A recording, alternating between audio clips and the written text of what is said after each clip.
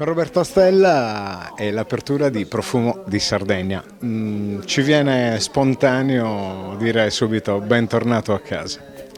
Grazie, ma è un ritorno voluto, desiderato e sono andato via non perché non mi piacesse la mia città, ma perché comunque il progetto Profumo di Sardegna era allettante, era interessante, era nuovo e quindi per chi come me fa questo lavoro da tanti anni l'idea di innovarsi e di provare l'ebbrezza di qualcosa di suggestivo è stato più forte di tutto il resto, però poi tornare a casa fa sempre piacere. Un connubio particolare è quello della moda griffata Roberto Stella con un'eccellenza ormai di Sardegna, seppur nata 4 anni fa.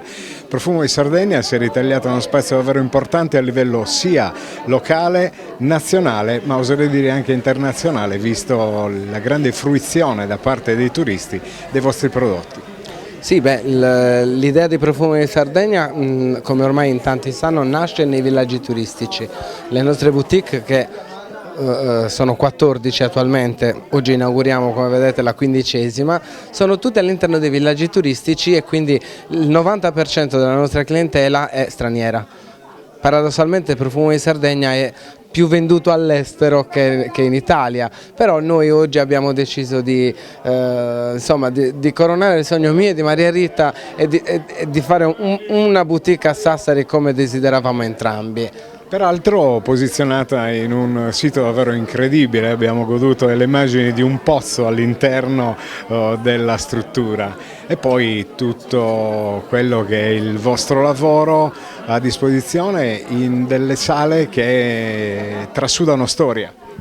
Anche questo è voluto, perché noi abbiamo deciso di aprire la boutique a Sassari e ci siamo imposti di aprirla al centro storico, perché noi crediamo e vogliamo credere in questo centro che purtroppo negli ultimi anni non ha reso al massimo, diciamoci la verità, però noi ci vogliamo credere e vogliamo dare il nostro piccolo contributo per riportarlo ad essere il fiore all'occhiello di Sassari come lo è sempre stato. E anche il locale è ciò che noi cercavamo, abbiamo avuto un po' di fortuna, ogni tanto ci vuole, no? È un locale bellissimo, bellissimo davvero.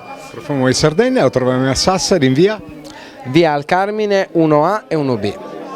Siamo qui e vi aspettiamo.